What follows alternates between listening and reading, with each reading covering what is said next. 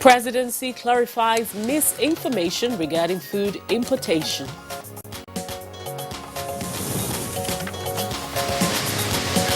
New theater commander of Operation Lafia Dole talks tough on fight against insurgency. I am going to turn up the heat on the insurgency. Great generals have served here and have taken the fight to Boko Haram. I will further take the fight to Boko Haram. Reactions trail attack on former Deputy Senate President Ike Korimadu in Germany as eminent Nigerians condemn mob action.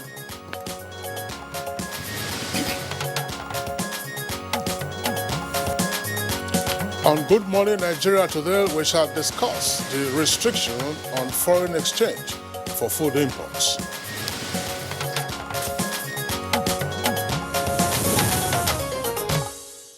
Now, President Muhammadu Buhari is back in Nigeria after a 9-day stay in his country home, Daura, in Katsina State. Okay, so he's actually back in Abuja, Nigeria, to observe where he actually came back from his country home, Daura, where he observed the festival of the Eid al-Kabir celebration.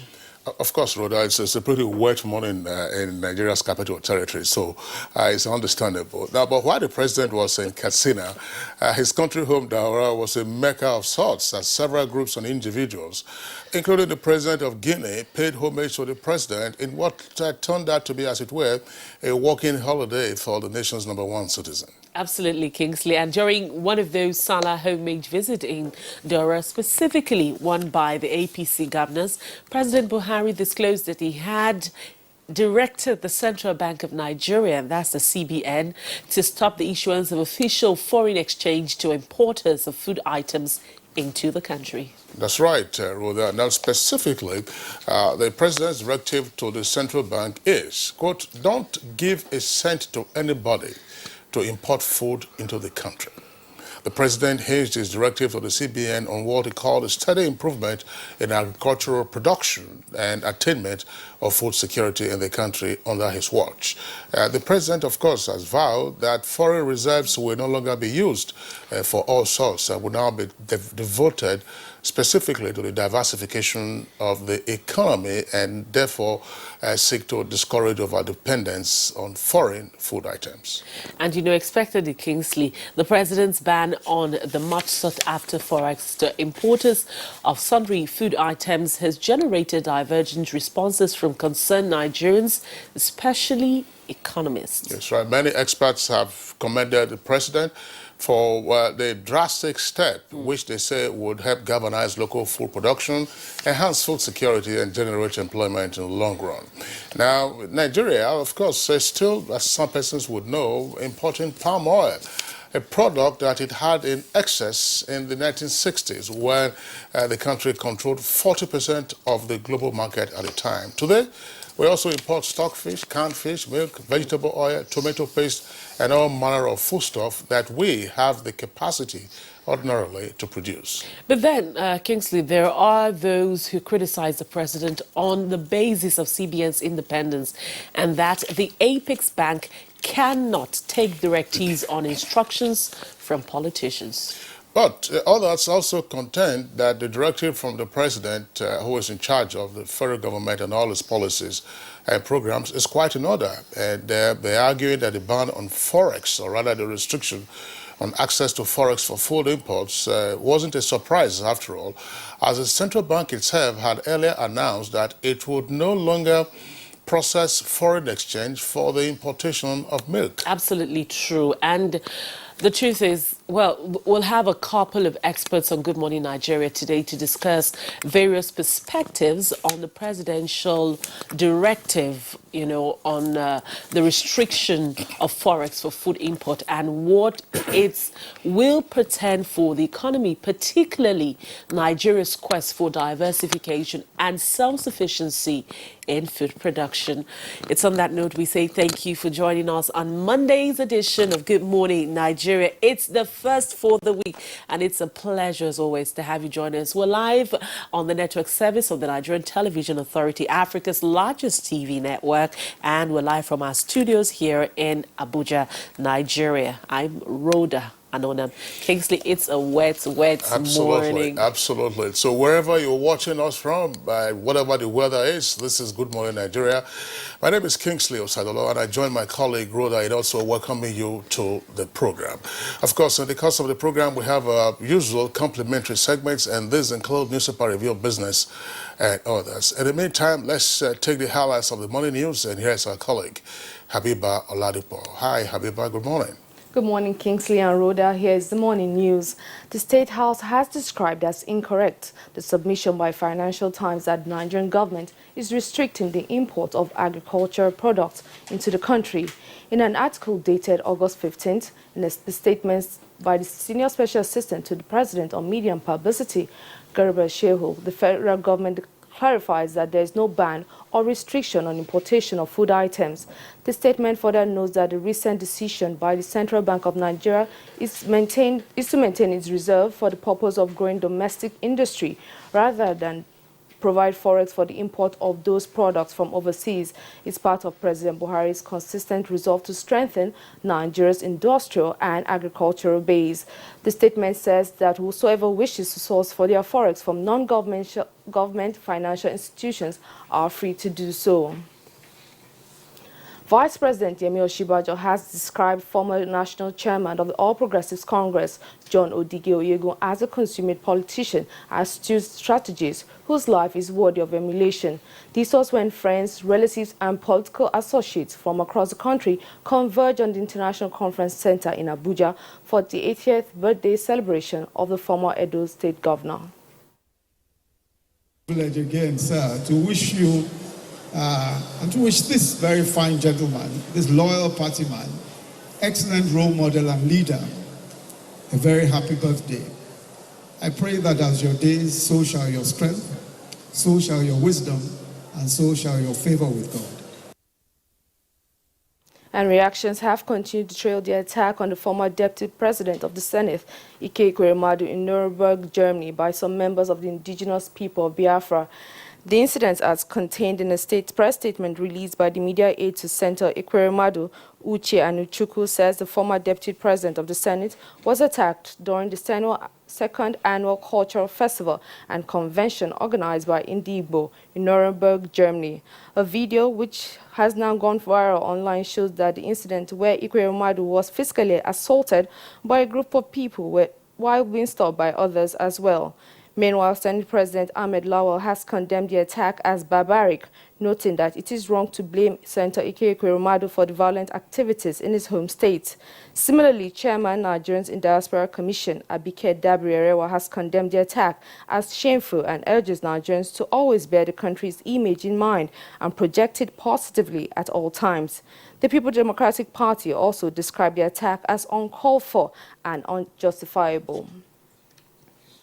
On security matters, the new theater commander Operation Lafia Dole, Major General Olusegun Gabriel Adeniyi, says he is coming with the zeal to rout Boko Haram terrorists and take the fight to the insurgents.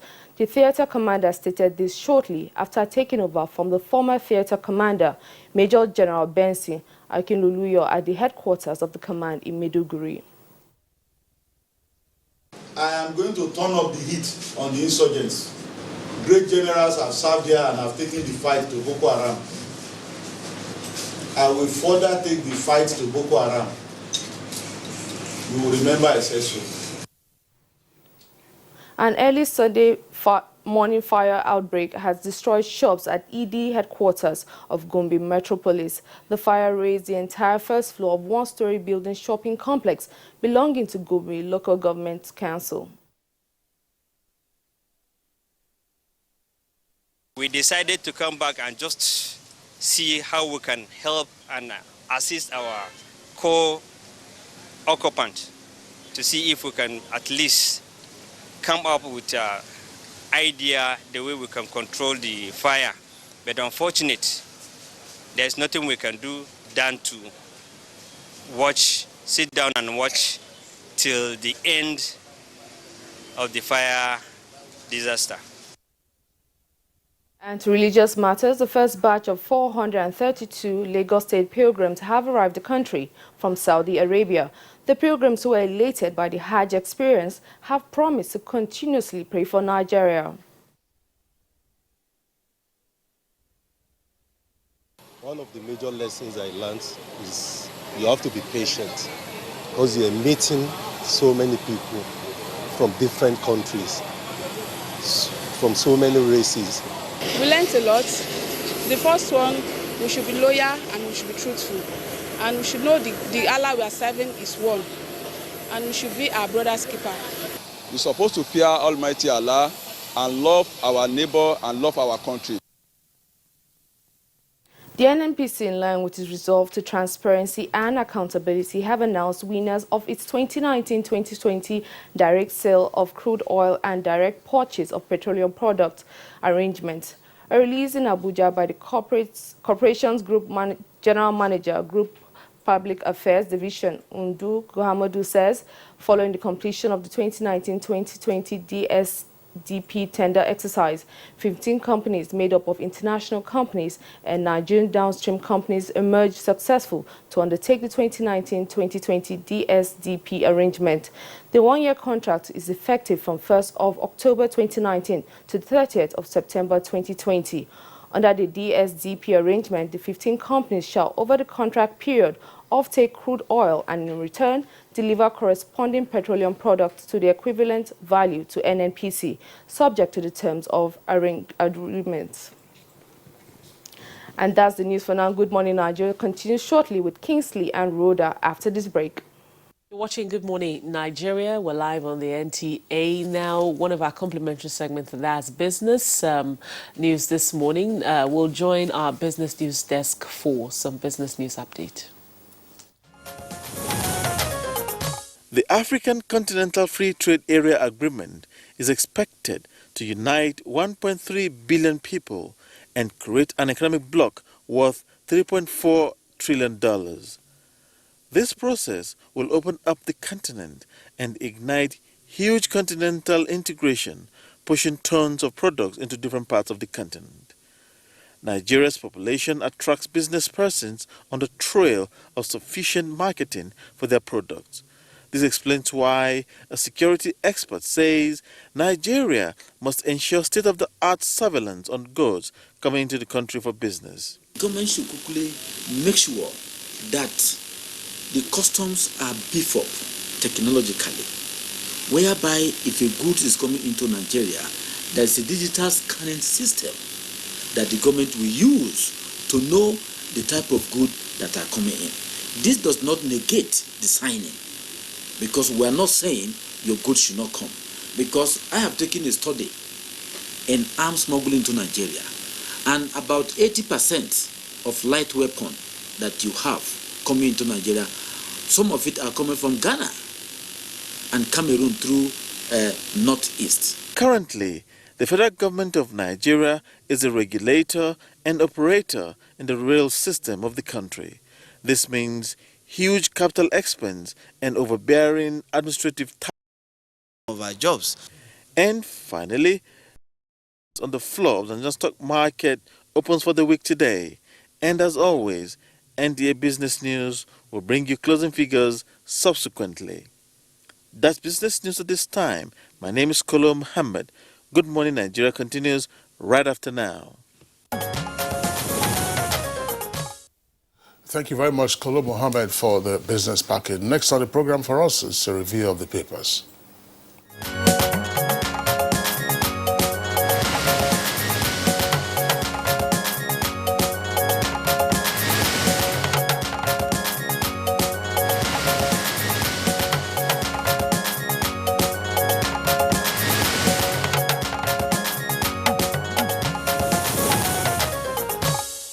And as always, our regular newspaper reviewer, Bayo Atoyibi, is in the studio to give more in-depth into analysis this morning.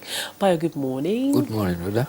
Good morning, I Kingsley. hope you had a great weekend. Yes, I did. It's a wet morning here. How did you get here? Yes, I mean, it's the kind of rain that makes a lazy man reluctant to get out. I wish it had fallen Saturday or Sunday. All right, Bayo, let's quickly take a look at the Punch newspaper. I'll begin with that. That's the first paper that I have this morning. And let's start from the top. That's above the nameplate. It says Buhari aids queries file and poll tax collection. That's on page 43 of the Punch. Ike Kwerimadu, Senate says attack shameful. Others slam IPOP. That's on page 44.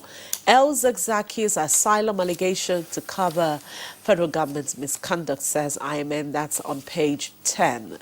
And just beside the nameplate there, 7 killed, 12 villages burnt in Jukunti clash. That's on page 10. That's a story that's trending. EFCC charges women with collection of 22.9 billion naira from Dasuki. EFCC charges women. That's on page 44. Now, let's take a look at the lead story. It's fear spread in flood-prone states as September rains loom. Fear spreads in flood-prone states as September rain looms. That's the lead story for the Punch this morning. With the two light riders there, Lagos must prepare for heavy rainfall flooding, says NEMA. 65 erosion sites threaten Abia Cross River, already flooded. That's the lead story, and that's a story that has been trending since yesterday afternoon. It's that's the picture story on the front page of the Punch. Okay, what's reading here says, the Punch captions it this way, says, scenes of a clash between Hausa and Yoruba porters at Ile-Ekpo Market along Lagos-Abeokuta Expressway, Lagos. But the police have come out to say that it wasn't a clash between Hausa and Yoruba traders. Actually, it was a clash between hoodlums and some of the traders there. Well, let's see. Let's come down. Tension as Yoruba Hausa youth clash in Lagos. Just clarify that. That's on page 4 and 5. And below that, following Ask El Rufai and others to stop 2023 debate. That's on page 20. 3 court members die in Katsina Road clash. That's on page 10. Hoodlums invade Benue APC Secretariat, destroy properties. That's on page 20. And to the foot of the paper, Kenco rolls out meters in Kano, Kaduna and Jigawa. That's on page 8. And Gombe governor orders probe of Idi Mall fire. Federal government protests Big Brother Nigeria nudity, live nudity and plans, of course, alternative show. That's on page 11. All right, Maya. Maya, let's have your take on some of the stories that I've read.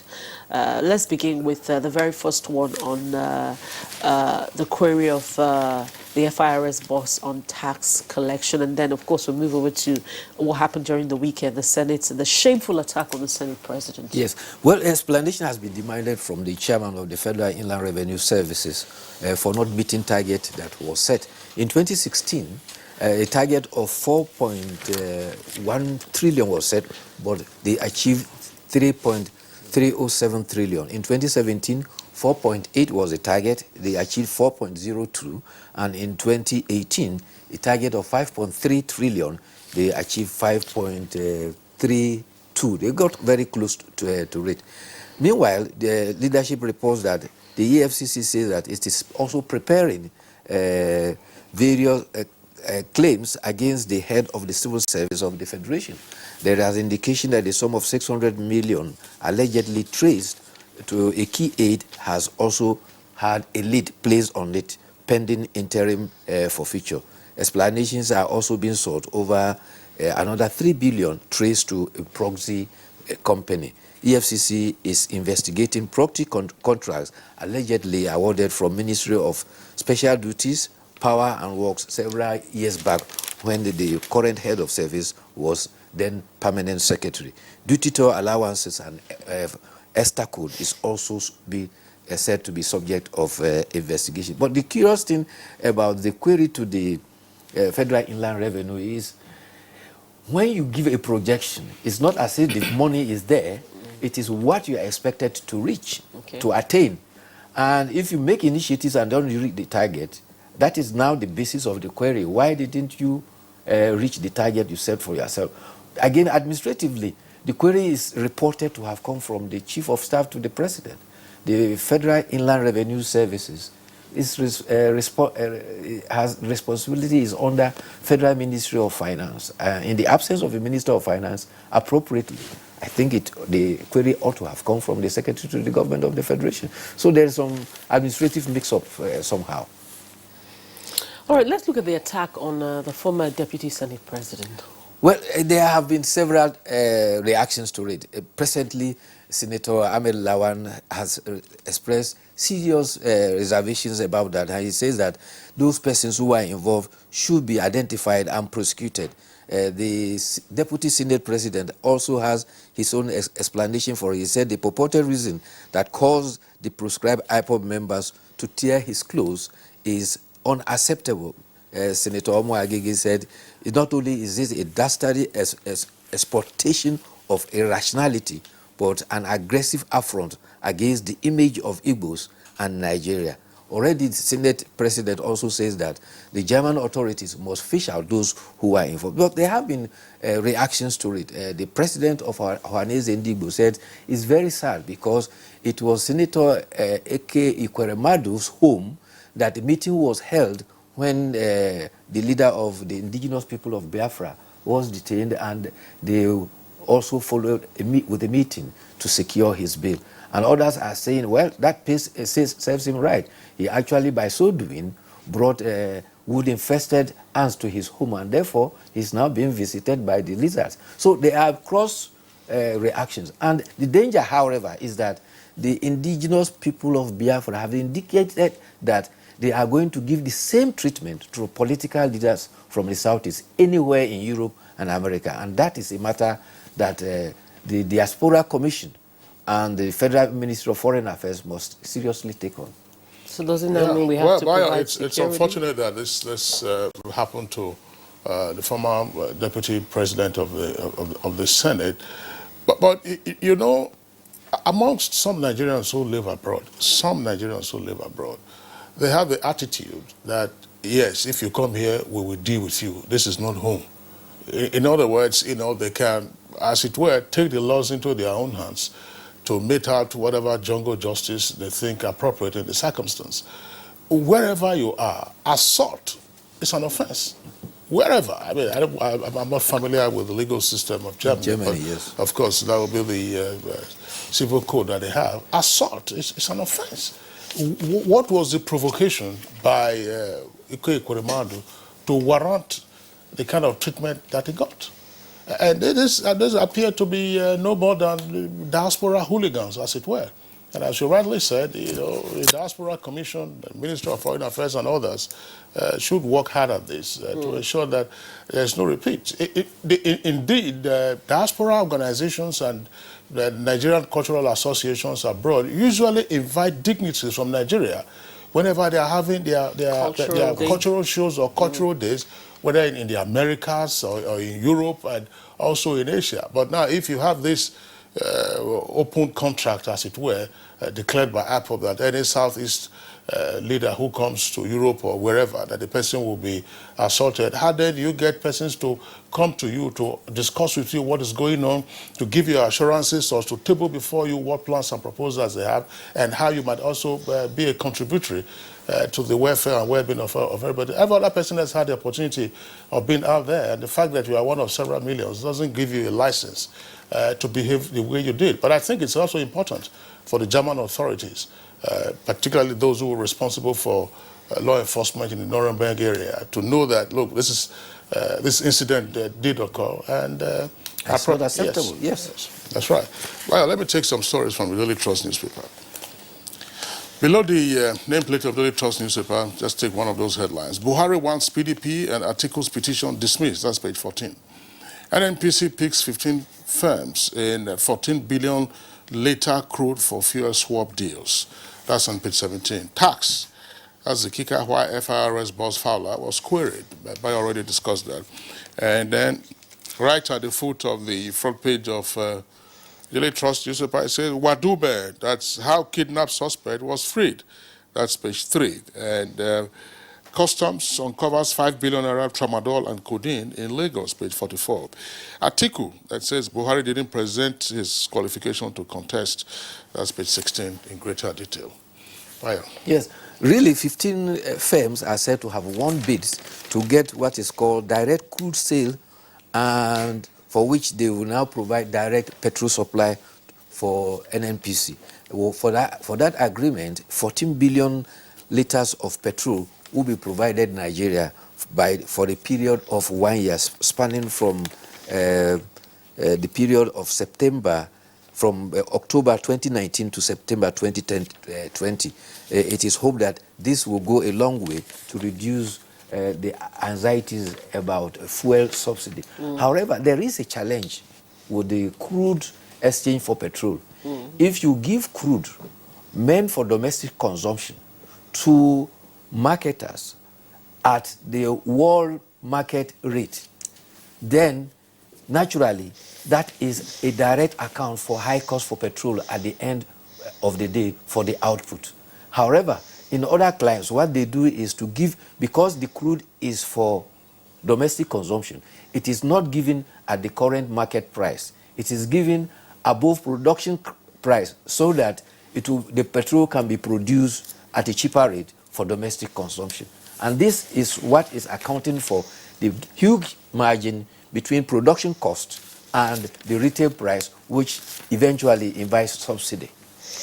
Well, unfortunately, Bayo, this is something that we'll have to live with for a while. You just keep asking yourself how many years it took to build the Kaduna refinery, how many years it took to build the Warri refinery, how many years it took to build each of the two Port Harcourt refineries, and why we have been unable, to construct our own refineries.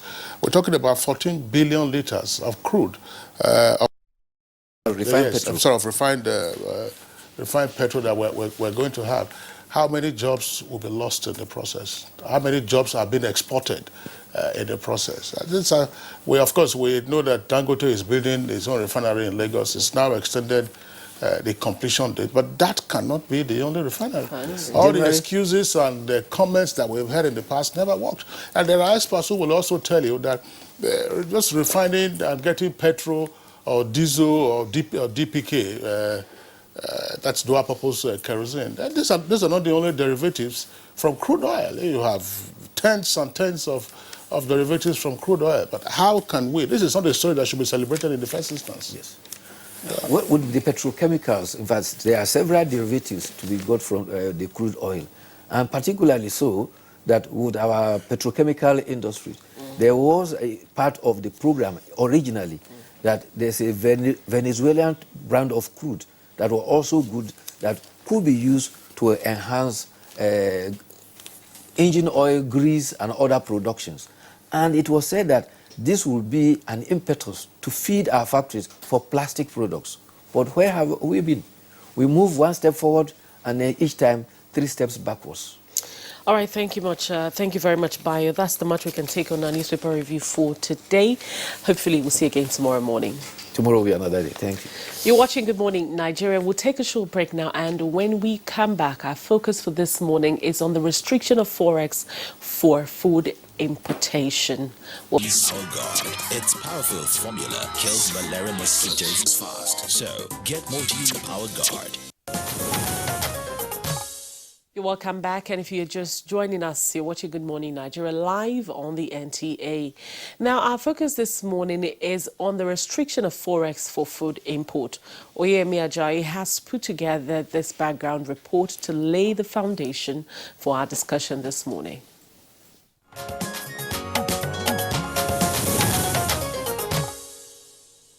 In March 2019, Trading Economics puts the statistics for food importation into Nigeria at about 100 billion naira. For a country with vast agricultural potentials, the magnitude of food importation to Nigeria is not only worrisome but discouraging for local farmers and manufacturers. However, the recent presidential directive to the Central Bank of Nigeria to stop the issuance of Forex to importers of sundry food items has been applauded by many as a policy that will promote local food production and manufacturing activities. It is seen as respite for local farmers as the policy encourages increased consumption of local products, boosts the local agricultural value chain, as well as enhance food security and generate employment. Another positive of the policy is that it will conserve the country's foreign reserve to be used for more urgent economic needs in the quest for economic diversification. Conversely, others are of the view that the ban of Forex for food imports will compel importers to source for dollars at costly rates in the black market, leading to inflation of food prices and leaving consumers to bear the brunt. Others also believe that along with the policy, the enabling environment must be put in place, such as constant power supply and other determinants for small and medium-scale enterprises to thrive. In the short and long run, what effects will the ban on Forex for food imports be having on the economy? Guests on Good Morning Nigeria will be providing answers shortly.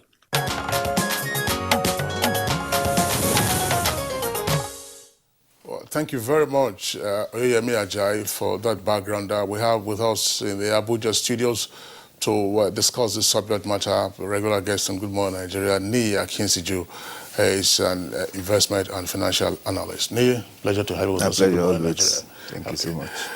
Joining us from our Kaduna Network Center, we'd like to welcome Dr. Yushau Ango. Ango is the Dean of the School of Postgraduate Studies at Kaduna State University. Dr. Ango, pleasure to have you with us on Good Morning Nigeria as well. Thank you very much. Good morning.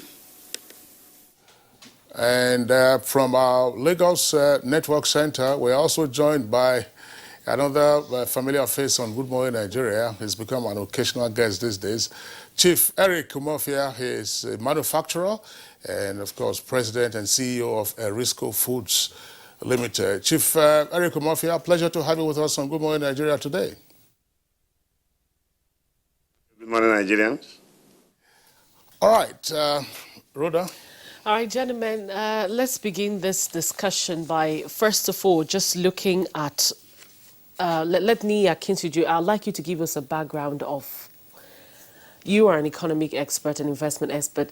Can we just, first of all, look at how much we spend, or the Forex that we spend on food importation, before we begin to look at the impact of this ban? Yeah, thank you very much.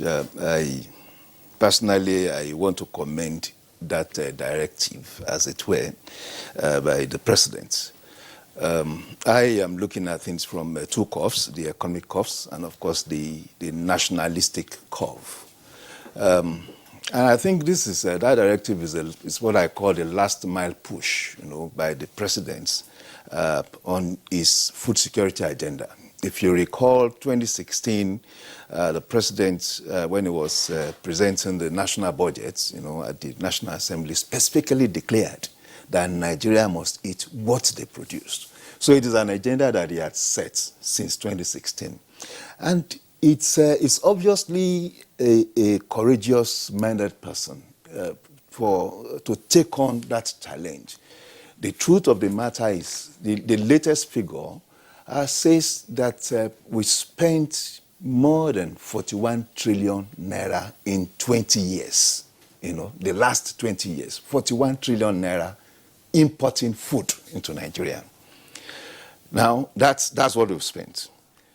In the last 30 months, thereabout, when the CBN started the policy of restricting access to foreign exchange for food, the CBN had also come out to say that over the last 21 months or thereabout, the monthly import bill for food had reduced from $660 million monthly to $150 million. Now, this tells us that there are a lot of activities going on, in Nigeria, and there is a reverse, kind of. And that's why I described it as a last mile push, this directive, as it were. So I think the president has seen the possibilities. If we can reduce our food imports in the last 30 months, 21 months thereabouts, we reduce our bill from $650 million monthly to $150 million. It means that now we are also conserving more funds that we can direct into other aspects of the economy, as it were. All right, thank you very much, Nii. Let's go back to Kaduna, where we introduced Dr. Ango. Dr. Ango, give us your sense of the directive, as it were, by the president to the central bank to restrict official Forex for the importation of food items. Well, good morning once again. I believe, just like Nii said, this is a policy that is correct and is right and is not in isolation. It's a policy that followed various other policies that have been promulgated by this government from the onset, all aimed at making Nigeria self-sufficient in food production. So I believe I also support this policy completely. I also think it will boost a lot of our production capacity within the country.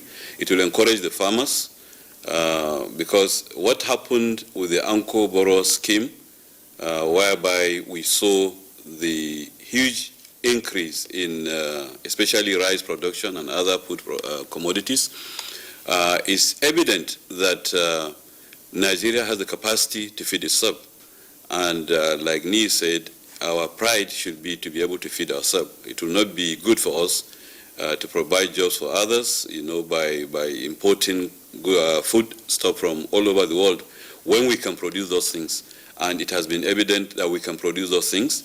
And I believe the policy is the right one at this moment. And in any case, out of the 41 items that were banned, or rather that foreign exchange was not provided for for many months, 8 of them were food related anyway, so it's not a new thing. Additionally, this is not banning importation completely. This is saying that official foreign exchange window will not be used to import foodstuffs. Other windows are still available. At least there are 2 other windows, the parallel market, and in the case of exporters can use their proceeds to bring whatever, if it is legally acceptable to bring into Nigeria, they can still bring in. But using our official resources to import food that we can produce in Nigeria is not in our interest. And I believe Nigerians generally, our culture changed in terms of consumption pattern since the discovery of oil. We became more, we liked importing virtually everything. So I think it's time for us to tell ourselves to stop. And I think the policy is right at this point in time. All right, thank you very much, Dr. Yeshua Ango, Dean, Postgraduate School, Kaduna State University. Let's bring in Chief Umofia, who's in Lagos. Chief Umofia, what does this portend for you as a local manufacturer? Well, thank you. The truth of the matter is that we in Nigeria have been addicted to consumption of foreign goods. And whenever government is trying to help the nation, we keep tackling the government because we are slave to the foreign and to the Western nations.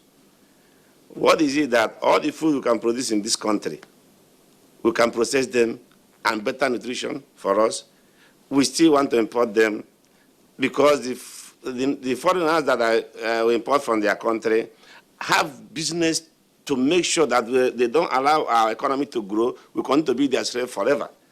And President have come out and say, this is what he wants Nigerians to do for betterment of our economy. And we are agreeing on it. Because we want to import baked beans, sweet corns, tomato paste that are yet to be controlled to this moment. And Nigerians are wasting our own products just because we don't like ourselves. Because we don't want government to grow. We don't want our own people to have a grip of our economy. When must foreigners continue to control our economy? This is the aspect of it that government should even take note that we need to grow this nation by our own people. What are we importing food for? I am not satisfied for only foreign restriction. I want government to ban them. We ban all of this as a nation. China did it, America did it in the past, Britain did it for economy to grow. How can we not feed ourselves and yet we claim we are a sovereign nation? Where is our sovereignty in the economy? Where our CBN governor actually pleaded to this some multinationals, please come to Nigeria to have your raw material for milk, and convince them this is what the right government is going to do. They are listening and say, I'm going to communicate to their headquarters. The headquarters say they cannot bend their rule for Nigeria. A government of this country are now being respected by foreigners, and we are supporting them. In fact, I commend the president what he did, and I said it 3 years ago that this is what we need. They don't listen to me. Now it's coming now to be done. President should go ahead and ban them. If there is no milk or any other food, the necessity is the mother of invention. Do you know that soybean milk is more nutritious than cow milk? Or even, what they call it, the tiger nut? We should go and develop them and eat. Why are we wasting our money that we don't have? After we are complaining about insecurity, insurgency, the burn of all this nonsense thing that's coming up in this country is because our farmers cannot farm and get their value for their money. We cannot process our own food. Supporting agriculture is a good thing. It creates jobs for our farmers. But where the main gain is on processing it and making the country to be buoyant. We never go to that area. I was a big importer. Now I'm a manufacturer. I can tell better what this economy is going to do. Without supporting indigenous people to control our economy, we are going to continue to face the objection from these foreigners called paper investors, by my own judgment. They go to the bank, they fabricate documents and come, they invested money, bring money in, material that is worth $5 million, says $500 million, government will be obliged to send the money back. Why? They didn't bring nothing. If it's our own people, see what Dangote did on cement. Now it's coming to do it in refineries.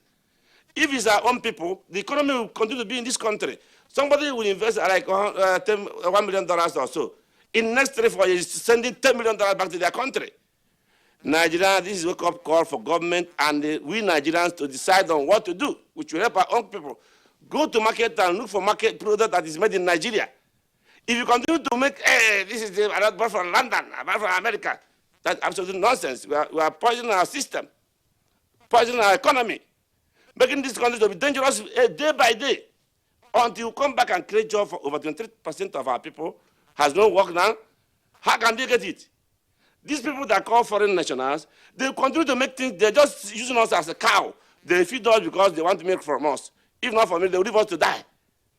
They give you what they call it, aid, that they get only from 10% of money we pay for only visa to go there to see their economy, see their good nation. Are we caused in this nation? Maybe because for a long time we are eating their food. They have turned our brain to join them. Everything we do here and defend the economy. They are creating the job in their own country by bringing whatever they like here, force us to eat it so that their country will continue to progress. In real sense of it, their governments give them target and give them bonus for trying to keep us as we are. How can they be giving them subsidies, giving them rebates? Here in this country, we come and say they are producing for how many percent interest from bank? How can we do it? It's not possible now. I thank God that this thing is happening now. President, I've seen how people that say they are loyal Nigerians are fighting his own good policy. How can President Buhari do again? If he put policy, you say it's not good, and he want Nigeria to be good. He want to, outside people say, he's washing the pot for our children to face the thing. He promised, I want to give this nation for betterment of their children. He want to leave the nation for better from where he's seeing it. And this government is a government. We should continue to support what is on ground. If I want to be president in the next 10 years, and I want Nigeria spoiled before I come. Chief Eric Umofia, well, thanks a lot for your opening comments. But I just wanted you to also speak to this aspect. You said you were previously an importer, now you are into manufacturing. Of course, a number of the issues that you have raised so far are points you had in the past articulated on Good Morning Nigeria. What was your experience like when you were an importer? Because there are still persons like you were in the past who today are importers. First, they say that it is good business, it is quick business. The turnaround is so fast rather than getting bogged down by borrowing huge sums at huge interest, at high interest rates, setting up a factory, and at the end of the day, you're unable to break even, and then the creditors come calling. So how then do we take care of those persons who still have a huge appetite, as it were, as importers, major importers of food items? We should stop importation is by giving the people on the ground more incentive. Manufacturers should be seen to be doing well. Not what is on the ground now that manufacturers are being squeezed by a lot of government agencies, a lot of issues that naturally come to kill us. In fact, I'm still into manufacturing because I'm loyal to my country. If not, I don't need to manufacture.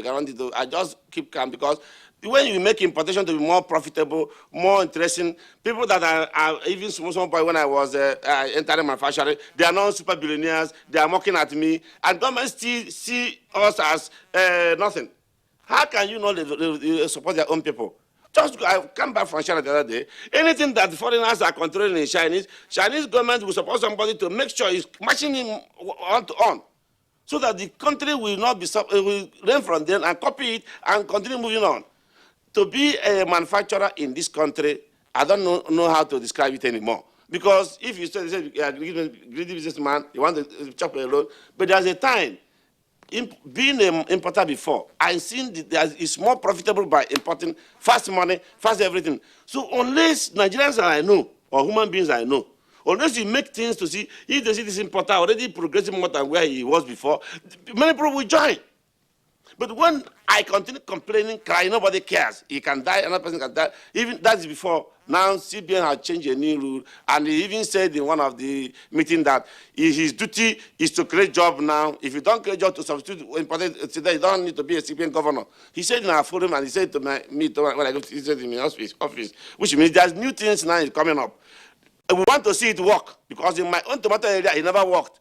More dumping is on the ground. And it seems like these are our international or professors of economics in Nigeria, because they have not got practical experience. When we are talking, they don't know what we are talking about.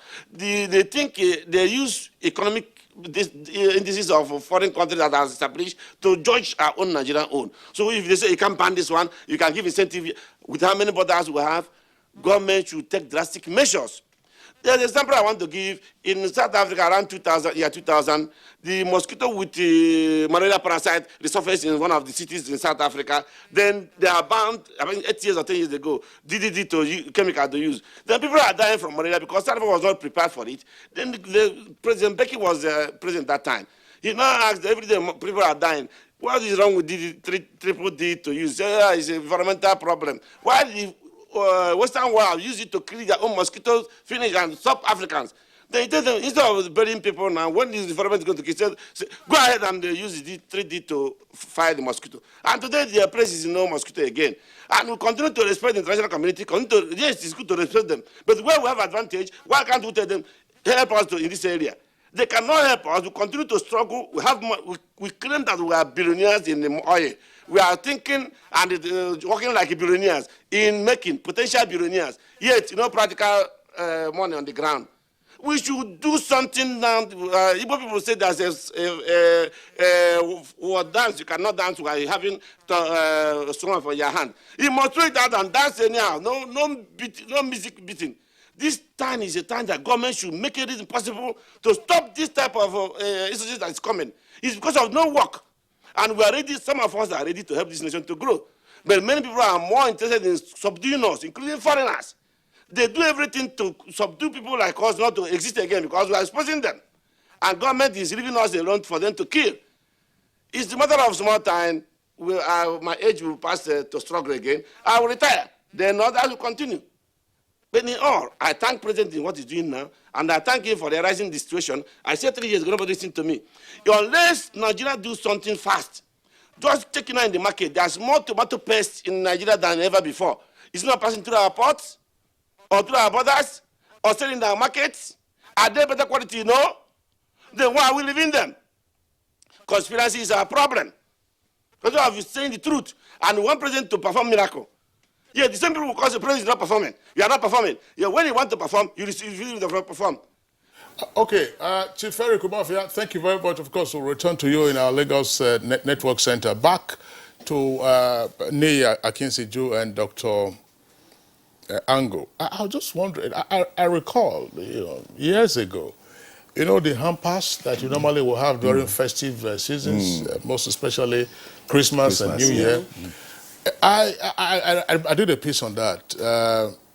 It was a gift, of course. One appreciated it. I mean, you find hampers all over the place, but it was embarrassing that in a single hamper you could find items that came from all 6 continents of the world. Yes. Corned beef, came from South America. You will find cornflakes will come from, it will be Kellogg's from, sorry, I mentioned the name. It will be from ketchup, all kinds of things. Everywhere, biscuits coming from different, all in one small hamper. And of course, that was also part of our Forex outgoing. But one question to ask, so that there's no generalization. What is food? I mean, is it just the items that we can see? Because we know those who are also in the food and beverage industry who use, other than tomato, use concentrates, the bottling companies, for instance, those who are in breweries, I mean, they also have some of the additives that they get. So what is being targeted in terms of the food that we're talking about? Don't forget, we just had the Ilea Festival, the Salah, and there were reports in the past that sometimes during the Salah festivals, we have to get some of the rams from outside the country. That is food. Is there also going to be forest restriction on that? That is food. Yes. that is food. And I think that is the context in which the president put it. One, food is what edible we consume. Of course, we also have the food and beverage industry that also use food as raw materials. And of course, we also have those that use, like you said, concentrates and all that, chemicals, that we may not have the capacity to produce commercially, to commercial quantity here. I don't think that is one of the targets, of the president's directive.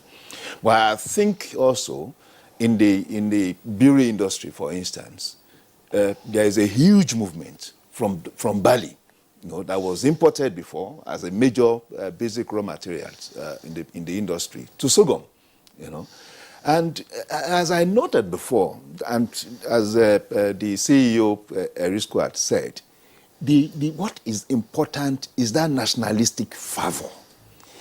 It is embarrassing that in a nation, in a country like Nigeria, which it's not about potentials, the reality of our capabilities and capacity are obvious in terms of acreage of lands that are available, in terms of variegated land quality, from the high savanna to the deep forest to the coastal lines and all that. So we have a sufficiency of nature, in terms of the basic contribution to food production, which is land.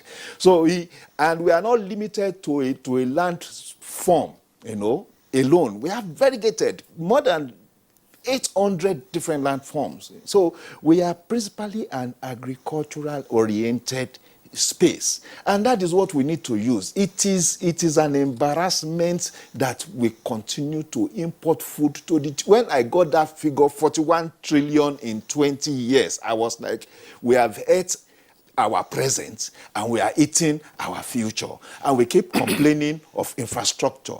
These are resources we need to direct, to our infrastructure. If we had directed 41 trillion naira to building our infrastructure, to provide infrastructure, of course, the quality of life would have improved. And some of the limitations we have been complaining about would not be available. Would not be confronting us. And I think that is what the president said. So in terms of food production, I think we need to look at it from that nationalistic point of view. 1, 2, talking about food. What are we exactly importing? What is our problem with this, those that have been talking about these problems, is fufu imported. Fufu is made from cassava. It's gari imported.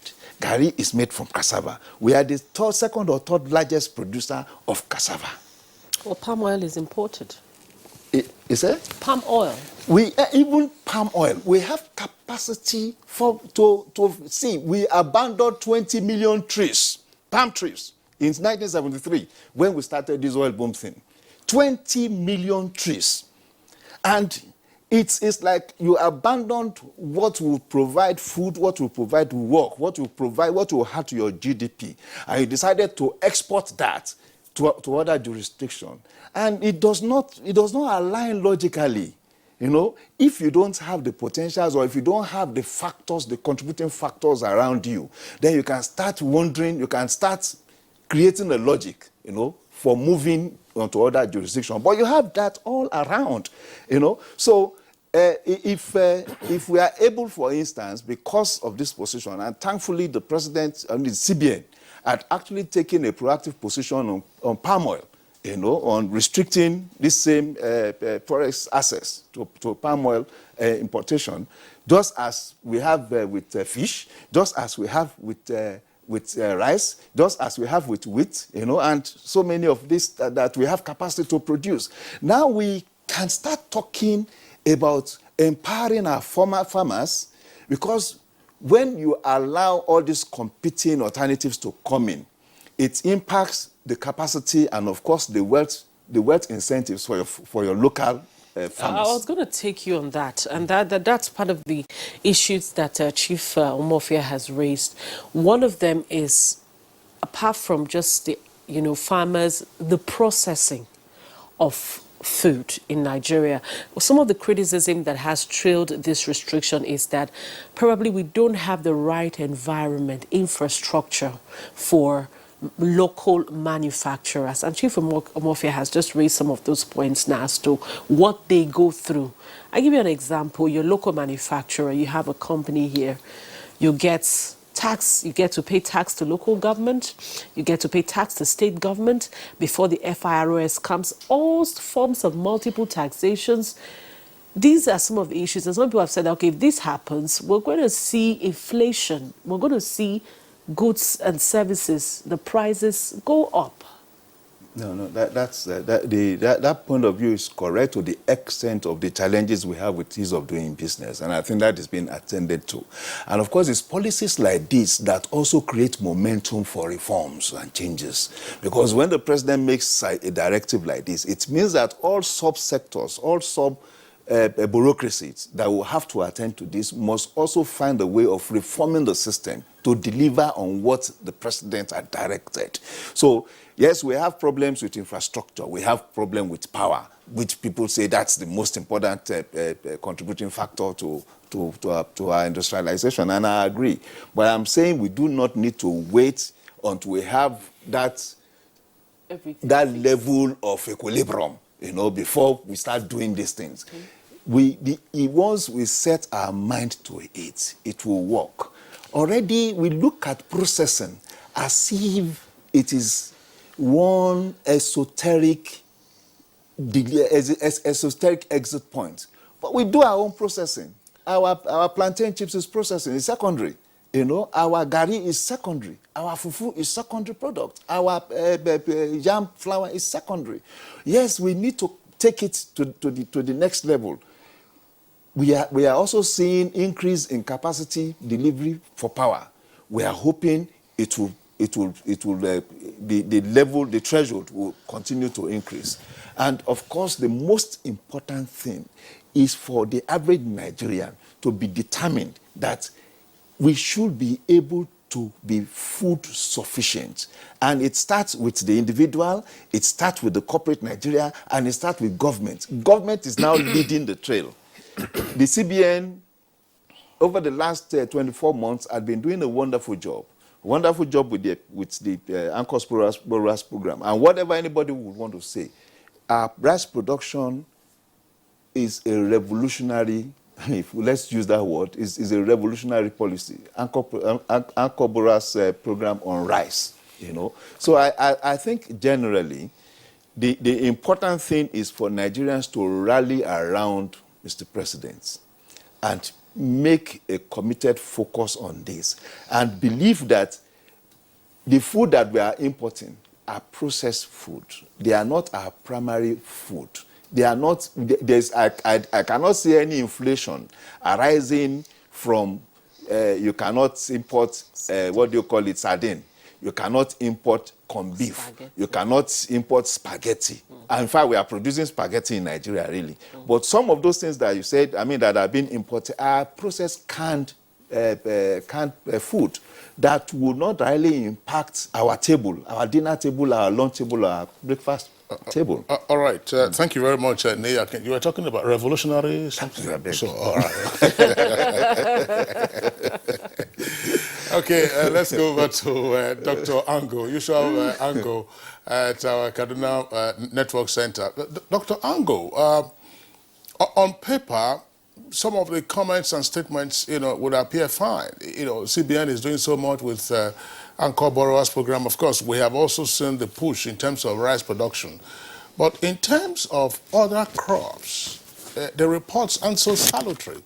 I recall on Good Morning Nigeria a few weeks ago, we had Professor Abba Gambo, who is Dean of the Faculty of Agriculture at Yobe State University. Of course, he used to be at University of Maiduguri, and at some point he was consultant to the Governors Forum. They did say that there were challenges with regard to wheat production. He also said there were challenges with regard to sorghum. And when he sketched the map of the food security in the country, it didn't seem quite heartwarming. And this is because there are still issues with, if you like, the marketing and the pricing mechanism for some of this agricultural produce. Is this therefore, considering what is on the table in terms of the issues farmers are having, cropping one season, abandoning that crop and then going for something else, is this the right time to kick off with the policy of restriction of official Forex on food importation? What you mentioned about what the Prof said is correct. And also what Nii said about the success of Anchor Borrower Scheme, especially with regards to rice, is also correct. Now, I engage in farming to some extent myself, so I feel that what the analysis of the Prof earlier made was correct, in the sense that people shift from one product to another depending on developments in the market. Recently, for example, sorghum and maize were selling for as low as 5,000 naira per bag here, as against maybe 2 years ago, which was about 10,000, 12,000 per bag of 100 kg. Now, those oscillations in prices and marketing mechanisms, certainly there is so much to be done to correct it. I also agree that even in terms of research input, in terms of our research, we have a lot of research agencies in this country that are supposed to research on agriculture or agriculture related, especially trying to give us better seeds and better inputs. The researches are not conveyed fully to the farmers. That is also a reality. Now, what we have succeeded to do with rice can be done with other commodities. It can be done with wheat, it can be done with sorghum, it can be done with maize, it can be done with any other of the various commodities we have. Now, the fact that we have challenges and the fact that some of those things are not working appropriately does not mean that we should not start this policy now. The policy, as announced by the President, will help in many respects.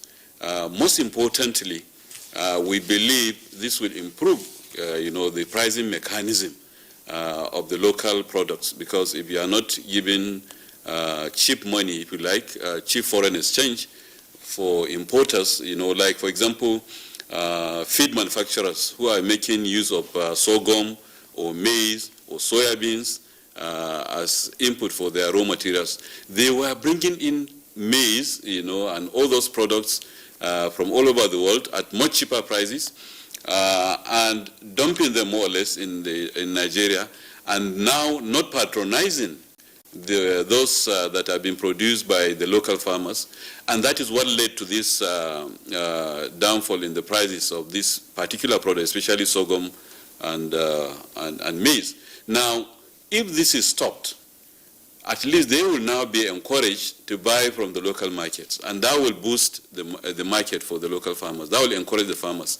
This year, when I wanted to plant, I was discouraged by some of my friends that why will I go and invest when I know that the price of maize is just 5,000 per bag, and the way it is, you may not be able to break even. Now, if there is a mechanism, if there is something that can come into effect, this government, at the beginning, was mooting the idea of coming back with something akin to the commodity board, something that will guarantee some prices for products, at the beginning of the seasons. That will help. That will help sincerely. But I think we cannot wait for everything to be perfect, just like Nee said, before we initiate this project, this kind of policies. Again, maybe I may need to comment on the issue of the Anchor Borrower Scheme. It has succeeded, to some extent, and in fact to a large extent, especially with the rice. But I want to tell you, and I want to inform the general public, because I had the opportunity of having an interaction with some officials of the All Farmers Association of Nigeria. I discovered that, for example, last farming season, in the whole of Kaduna State, with maybe probably about 5 million farmers, because 70%, 80% of people here are engaged in farming, only 4,800 or thereabout enjoyed the Anchor Borrower Scheme. So the Anchor Borrower Scheme has a lot more potential. Now that we have seen that it has worked perfectly elsewhere, I think we need to now make Anchor borrowers even more effective in all other products. It can be soybeans, it can be yam, it can be cassava, it can be any other product, it can be palm oil, where we were the leader in the world. Now we are producing, maybe I read somewhere, less than 2% of world capacity in that product when we were the leader. So there is so much that can be done, but I think we need to tell ourselves that whatever we can generate, whatever we can do to encourage local production, not only even in food, in every other thing, we should encourage so that there will be more employment, there will be more business, we will not be exporting work or jobs to other countries, as it were. That, I think, is the way forward, in my opinion. Well, Dr. Ango, I still would like to stay with you. Let's get into some other harder issues now relating to financial monetary consequences. There had always been complaints as to the maintenance of multiple Forex windows. And those complaints were anchored, of course, on the alleged arbitrage that got played out in terms of the multiple Forex windows. How, in any way, might those arguments be countered now if we're still having the official, as it's been referred to, official foreign exchange window, and then 2 or 3 other windows that are available? Why don't we have a single Forex window? Ideally, we should have a single foreign exchange window. I mean, it's ideal. And efforts have been done, not even by this government, but by previous governments, to merge the rates. But so long as, the structure of the market is such that there are other avenues through which foreign exchange comes in, it's difficult for us to say we have fixed or we have a common, unique, one single foreign exchange window. It's not easy to do that in a country like Nigeria. What keeps on happening is every time you want to do that, you increase the official rate. For example, now we are at 305 or 6 or something like that for a dollar. To increase it now to 360 or 340, 350, the parallel market rate will move a little bit more because the source, we are financing different type of markets. Some of these markets cannot be financed by the official rate, and therefore there will always be that premium for the supplier of foreign exchange, somebody that has a foreign exchange. So long as the demand is there, there will be a little premium over and above that of the official rate. It's not going to be easy to close. You can always try to close it, and as you try to close it, the other one will move a little bit further. I think what we are having is in order. What we should have is for anything official, for anything approved, government should stick to its own rates. And then if anybody wants to go to another market, or even anybody is into exports, he can sell. You know, it's demand and supply. Ultimately, when we change our test, you know, as a nation, when our test changes and we decide to look inward in as many things as possible, not just food, like I said earlier, in as many things as possible, when we look inward, then certainly that is even what will even encourage and give and make our naira to appreciate more. But for as long as possible, it's not going to be easy to just decree that merge the rates. As soon as you merge it, there will be a slight gap between the official again and the parallel market, so long as there is demand for some other autonomous funds. Thank you very much, Dr. Ango. Nia Kinsiju, let's get your take on that. I think it's a strategic move, and when this was introduced in 2016, the IMF and the World Bank came up with all manners of criticism and all that. But thankfully, in the last 2 months, the IMF had also said it could accommodate that point of view because it's a peculiar circumstances that Nigeria was operating in. The government had its own currency needs. Don't forget that when we went into recession, the challenges of foreign exchange was huge, you know, and it impacted on the federal government needs and also impacted on corporate Nigeria's need. So there was a need to create a balance. So the balance was to look at a window that would serve the need of the federation, as it were, and a window that will also serve the need of corporate Nigeria, the productive sector. Now, if you are given at the same rates, you are likely to have issues with inflations. You have issues with inflation. You have issue with adequacy of fund, you know. So getting out of that morass, as it were, was to create what you call preferential windows, you know. The CBN that now come out to say, those are not windows, they are platforms. They are platforms to the extent that as things go on, you know, there will be a kind of a realignment. And if you see over the last 9 months, there are what you call convergence of some of these other windows. We have the the investors and the export window. You have of course, the retail window, as it were.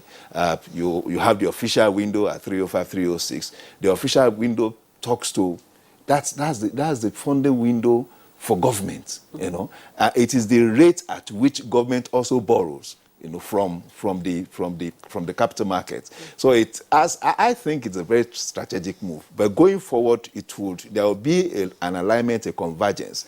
And if you also monitor the black markets, what we call the parallel market, over the last 12 months, there has been a consistent price stay, you know, at between 358 and 362 band. Our black market had not been playing like this over the last 20, in fact, over the last 30 years. There had always been that opportunity for arbitrage where you have like a 5 to 10 naira difference.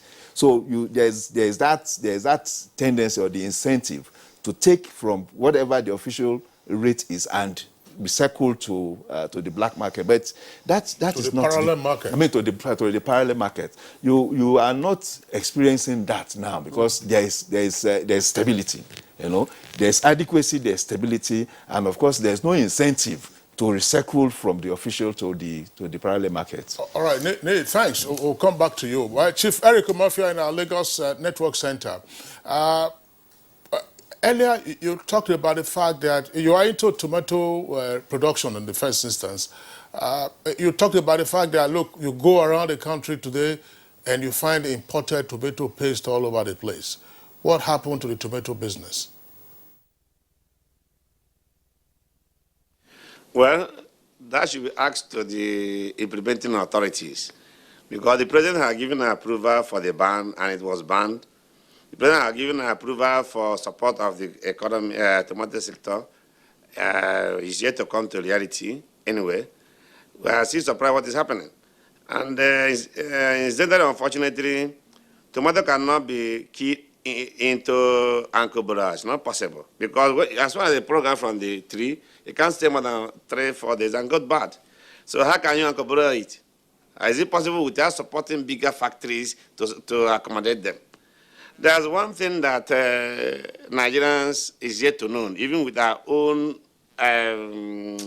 economic and advisors. I don't know why their mind is always out of that area. But because I'm a practical manufacturer, I have to continue saying the truth and what is happening, what is going to be good for this nation. There's no way this country can be food sufficient in agriculture steadily without processing and manufacturing. That processing and manufacturing will guarantee the price for this agriculture, even to the food we are eating. I heard somebody there about cassava. He said that we are not importing fufu.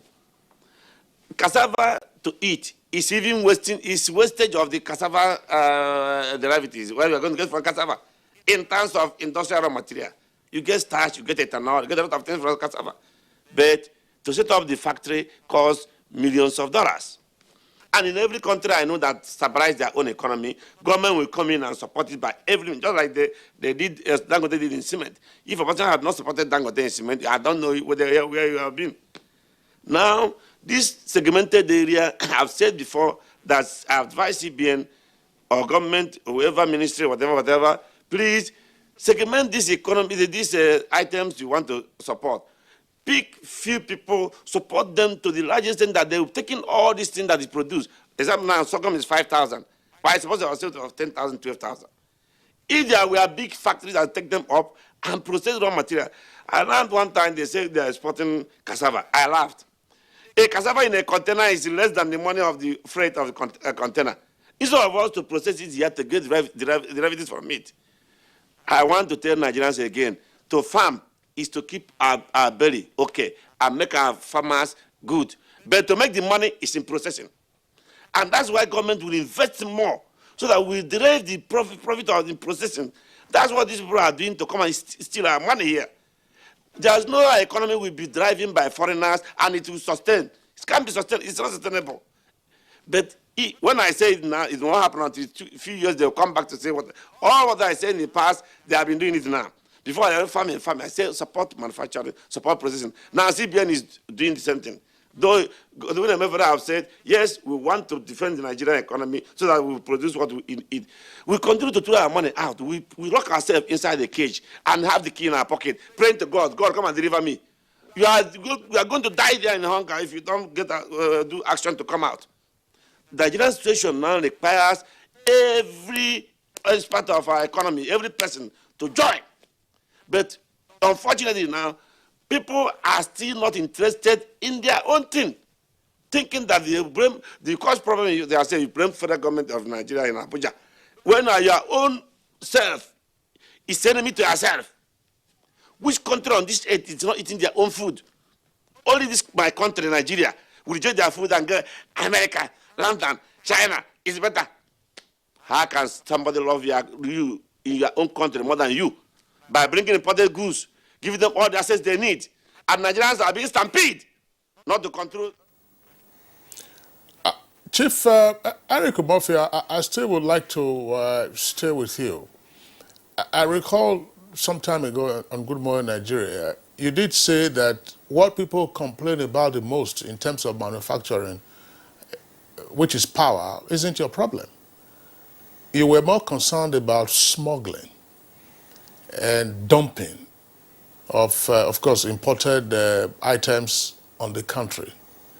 The president has said what we are discussing now, namely a restriction on Forex. Is there a way that the smugglers can be tackled when this policy takes off fully? Or is it likely that the smugglers might undermine its full implementation?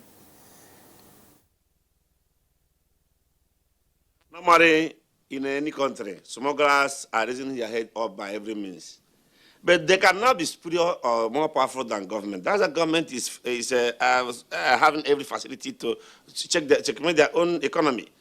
That smuggling is the #1 enemy of our country called Nigerian. If we don't checkmate it, Now we have done well like me. Power, I've provided my own power, do everything possible. But dumping where anything you do in this country, they come and dump it because they got subsidy in their own country and come here and kill us. So government has to devise a means. One, if you want us to survive in manufacturing, you have to create a special incentive, like giving us exchange as when we need it and cheaper rate, like making sure that every government offices can never use the product that is imported in their office, while Nigerians is having it. Other one is that all these importers will be put under control. Because if we control this thing, they will have more work in Nigeria to do. If we manufacture, somebody will sell, somebody will eat. That is business. But because there's no incentive yet for us for them to thrive on, maybe that's why they're forcing some of them. Our economy is easy to handle. Just let government assemble some genuine people in manufacturing. We will advise them and tell them when thieves are thieving our money, because they're thieving every day. They bring one project of $5 million, it's $50 million. Government don't know now. Government will think all is well. They continue to support them, packing our money away. I'm angry. I'm annoyed and disappointed in this country called Nigeria. People are not loyal to themselves. Why do I come here to waste my time? If you cannot be able to be proud of your own product in the home, and you want to support, and you're crying that your child has no good school, no good medicine, no good road to go, how about Nigerians? Every day we carry Bible to church, or carry Quran to mosque, while we are holding ourselves, asking God to come and. Bible says, by your own work you shall be remembered. It's not that by your own prayers. We will continue to give our own right, our own entitlement back to foreigners and begging them some more. Government should wake up from sleep now. As they have started, President Buhari is there to support whatever good project that any government department, ministry is doing now. Because you cannot bribe him, not like before. Nobody can say. All right, thank you very much, Chief Umofia, for your thoughts there. We'll come back to you in the course of this discuss, but we're having reactions, contributions from our viewers tweeting at us, our Twitter handle at NTAGMN. So if you want to be a part of this conversation, let us know what you think.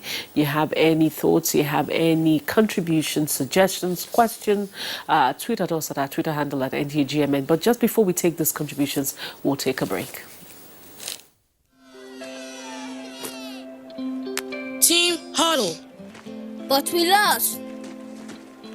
Don't be tired, guys. This isn't a loss. It's a practice for winning. Nothing makes a mother prouder than seeing her child growing up.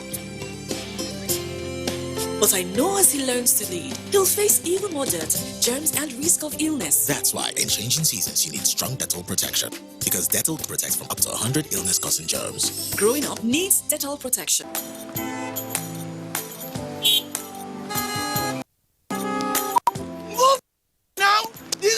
Won't kill you. Move now. To they disobey traffic law, they cause accidents. Me, I don't talk, say I no go dey do them again, because change begins with me. Cross the other side of the road. I will no longer endanger my life crossing the express. Instead, I will use the bridge, because change begins with me. Oga driver, stop this bus now, won't come down. I be won't carry me past where they go. Make they stop anyhow for road, they cause traffic wahala and accidents. So I go dey stop for the right bus stop, because change begins with me. Change begins with me. This message is brought to you by the National Orientation Agency in conjunction with the Federal Ministry of Information and Culture. All right, welcome back, and it's still Good Morning Nigeria, live on the network service of the Nigerian Television Authority. We have a number of tweets that have come in from our viewers who've taken advantage of our Twitter handle, which you can see there on the screen at NTAGML. Let's take some of those tweets now. Festus Akimboyewa, the restriction on Forex for food impulse is welcome. Only rich people eat foreign foods in Nigeria. Time to look inwards if we are serious about diversifying our economy and creating jobs. And Francis Ibim tweets, it says, restriction on the Forex of food import is a policy that will favor Nigeria in the long run. Majority of Nigerians consume locally made foods. Invariably, Nigeria has been spending Forex importing food for a few rich who consume foreign-made foods. Chris Echiuku, the directive is much in order. Simple and direct. And Idris Isiakutu said the decision of Mr. President is really delightful and is going to support and boost local production. Law Alpha said the federal government has emphasized and indeed invested a lot in agriculture for food security. So this is a laudable step aimed at making Nigerians living at home to look inwards and to appreciate and patronize their own foods. And Adekunle Oluwa Jibomi Olayemi, he says it's a good idea, but government needs to take a serious step before restriction and see that no one is beyond the law. And he says the government must first promote local producers. Akeju Olagbaju tweets, we really do not have data on food imports in Nigeria. My question is, who says? There is no tracking mechanism to determine if the Forex is actually used for food items or laundered. Very important point. The restriction, however, will allow government to look critically at food and agricultural sector for better performance.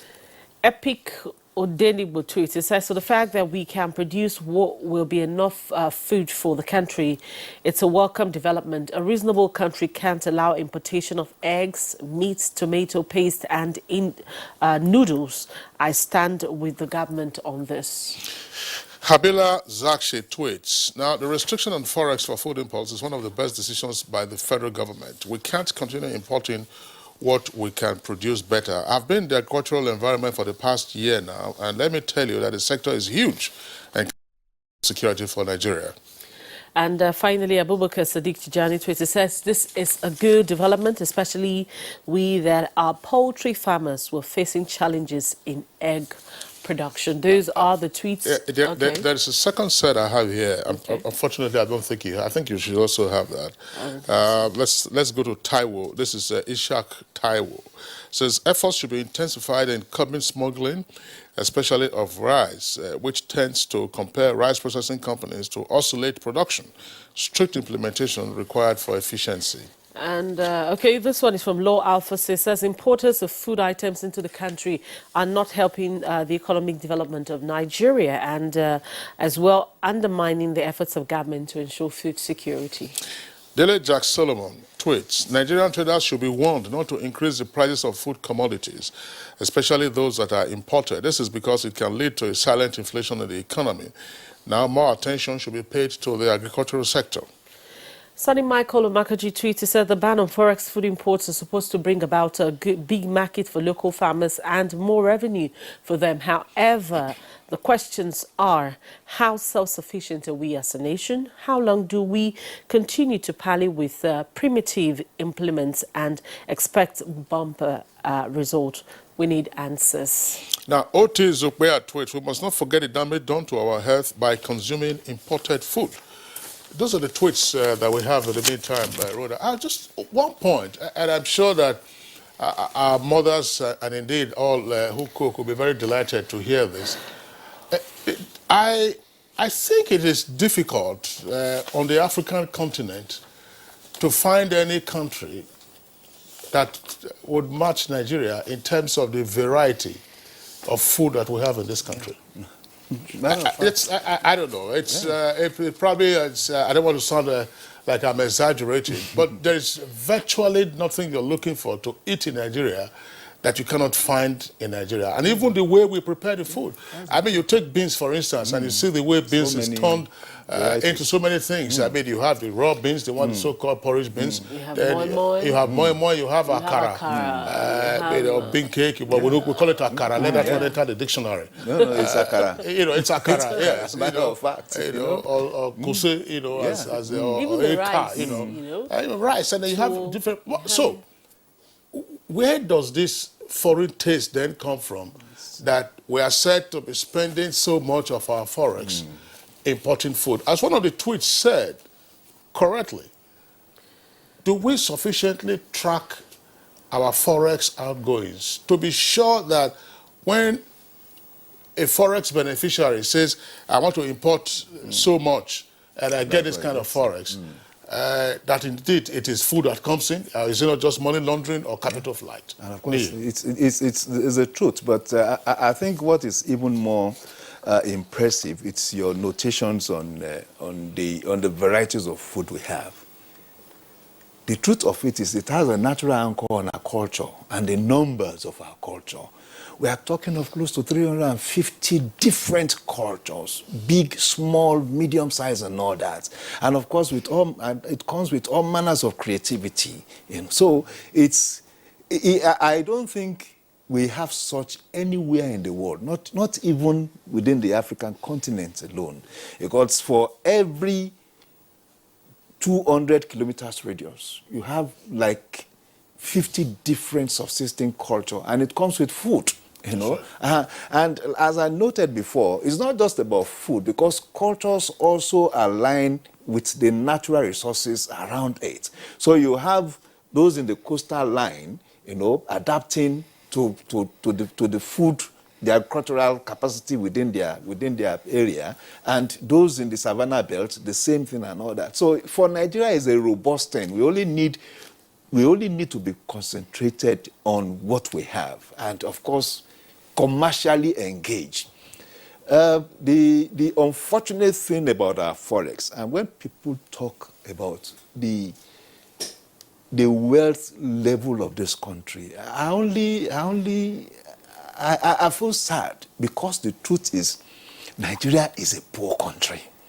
When you relate our potential is huge, but our reality, in terms of our Forex, for instance, compared to our needs, compared to our population, if we are fortunate, over the last 3 years, we've had increased momentum in our foreign exchange reserve, but the truth is that when you compare it to the ratio of our population, it's poor.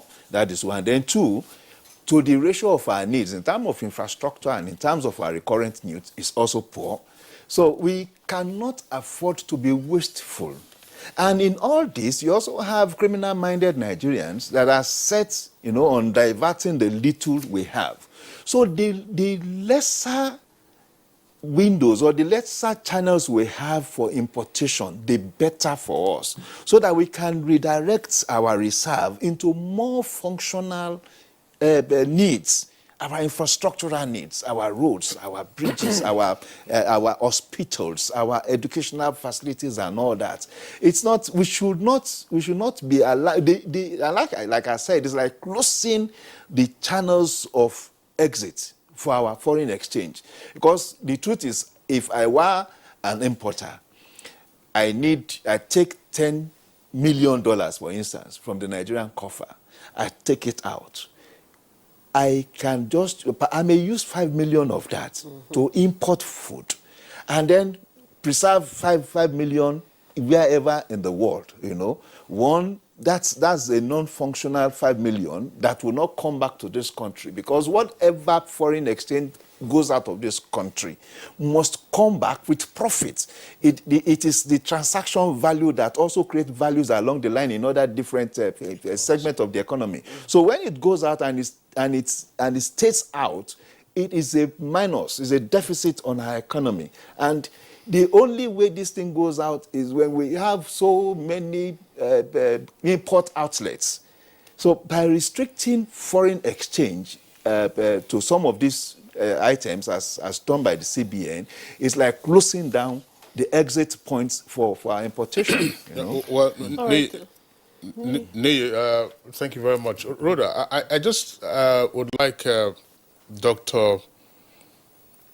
Ango to also speak to this. Dr. Ango, you say you are into farming. That's good news to hear.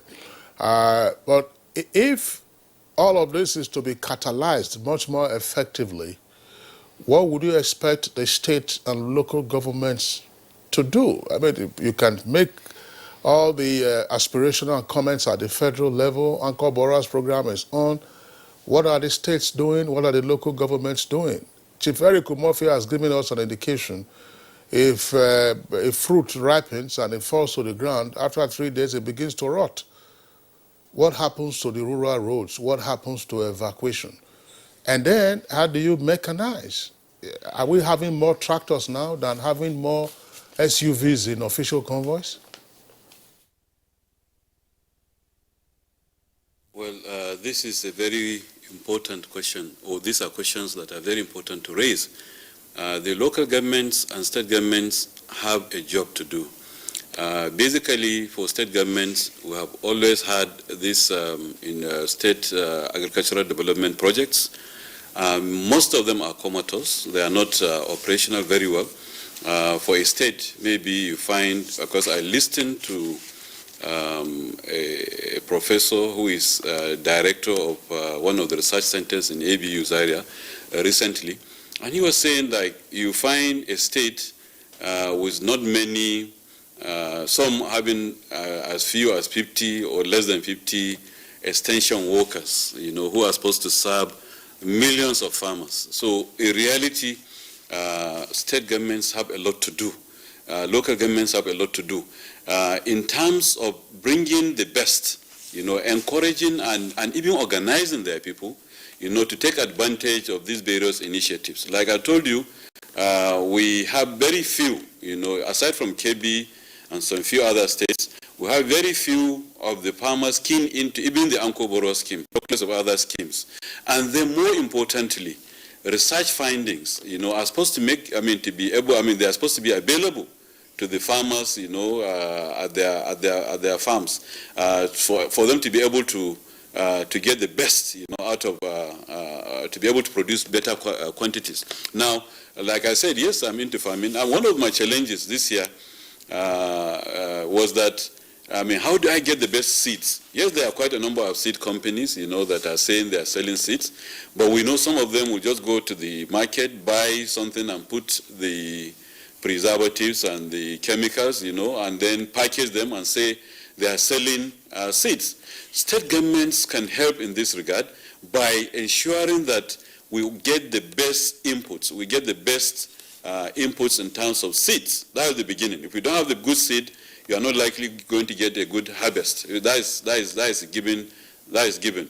Then also, but more importantly, extension services have to be brought back. You know, they have to do more extension services. They have to reach out to farmers. They have to teach them modern techniques. Already, in terms of maize production, for example, the average per hectare here in Nigeria, in most places, is not more than 20 bags per hectare. Whereas in as close as Uganda, you find some farms, some farmers being able to produce 120 bags per hectare. Not to talk of India and other places. What we need for a country like Nigeria, that at independence was just about 45 million, and that today is 201 by estimates, is a country that is growing, you know, every year in terms of population. And we have all the blessings, like Nii said. We have everything available. What we need is to ensure that for every hectare we cultivate, we have the best returns. We have the best possible, you know, quantity of output that is desirable. Then the next step, of course, will be for us to be able to process it. Just like Chip had mentioned, we need to encourage, put these farmers into cooperatives, support them, assist them. If there are any federal initiatives or any other initiatives for that matter, package them, arrange and enlighten them so that they can take advantage of these things. I'm telling you sincerely, not many state governments, not many local governments are actually, in all sincerity, supporting these farmers. And, you know, in reality, we know that one of the major problems we have, it's clear, it's already given that Nigeria is one of the poverty capitals of the world. And the only thing that can remove that easily in Nigeria for now would be to encourage farming, you know, to encourage what we are into already. Multiply our output, then process it, you know, and use it locally, and then export. As it is, even with the local things as we are exporting actually, unofficially. You know, we are feeding quite a number of nations around us, you know. I know in my place, where I come from, there is a weekly market, which is probably one of the largest.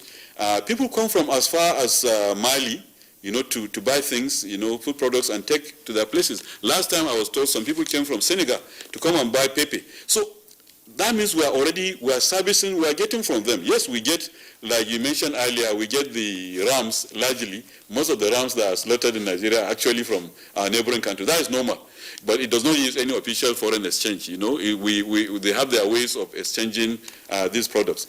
I think, like you said, state governments need to do more. I think there are not enough tractors. There are not enough, especially research is not getting to the farmers. Researches are being done. They are kept in the universities. They are kept in the research centers. They are not disseminated to the farmers. They are not encouraged to do this. And that will automatically, just 2 seasons, if you have 2 seasons of effective production, it will change the poverty level completely, because there are over 70% of people engaged in farming. So if their production doubles or triples, which is possible, it has been achieved, and according to this researcher, they say they have the researchers, they have all that it takes. It's only for the farmers to be encouraged to do this. So if we do that easily, poverty will go. If we process and then probably even export some of our products, I think that is the way to go. All right, thank you very much, Dr. Ango. Let's get the closing thoughts of Chief Mofia. You said you'd love to see this kind of measure in other non-food products that we import.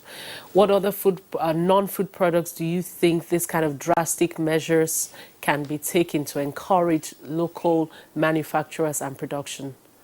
Very briefly.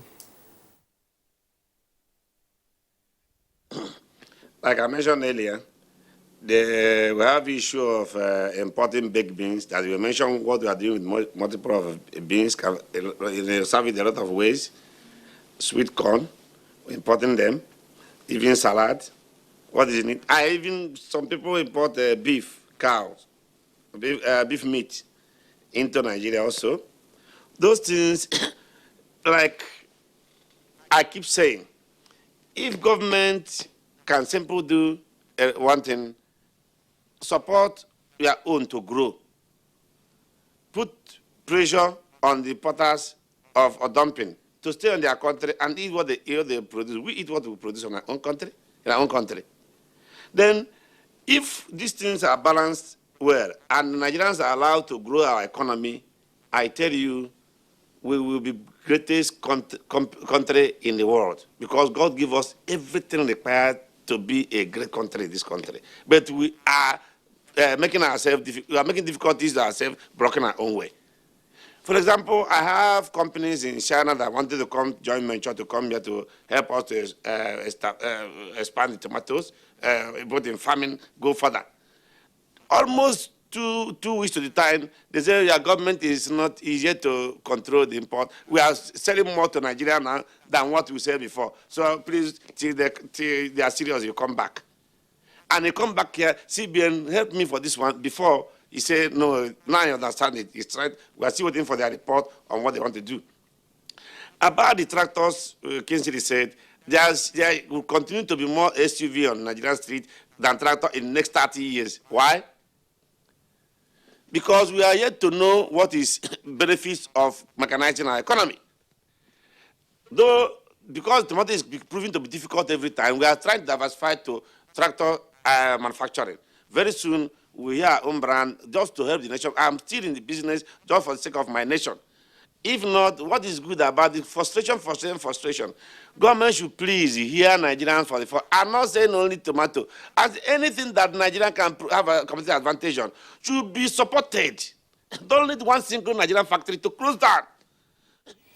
All right, Chief Eric Mofia, thank you very much. Just let's also get the closing thoughts of Niyi Akinsiju. Now, in reaction to the presidential directive, some commentators have said that this would appear to be an intrusion into the autonomy realm of the Central Bank of Nigeria. What's your comment? I think there's always a continuous conversation between the Monetary Policy Authority and the Fiscal Authority represented by the government. So it's there's no, I can't say any breach here. It's one country, it's one objective. So it's the objective of the CBN cannot be in misalignment with the objective of the federal government. So I think the truth of it is that there is an exchange of thought. There should be a continuous conversation. The CBN cannot work in silo, away from the federal government. So the law is the law, agreed. But beyond the law is the conversation between these two arms of the economy, as it were. All right, thank you very much. Nia Kinsiju, he's an investment analyst and economic expert. Thank you very much for coming on the program. Thanks so much. A very big thank you to our guest from Kaduna, Dr. Joshua Ango. He's a Dean Postgraduate School, Kaduna State University. Doctor, thank you very much for coming on the program. And also to Chief Eric Omofia, manufacturer and precisely the President and CEO of Arisco Foods.